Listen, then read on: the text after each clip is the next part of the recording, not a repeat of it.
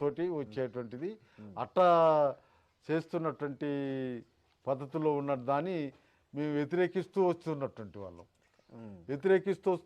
వాళ్ళం ఇలా అవకాశం వచ్చింది కదా అని చెప్పి నా కోసం నా కుటుంబం కోసం ఆలోచిస్తే నాకు ఓట్లు వేసినటువంటి వాళ్ళ పరిస్థితి అంత ఏంటి?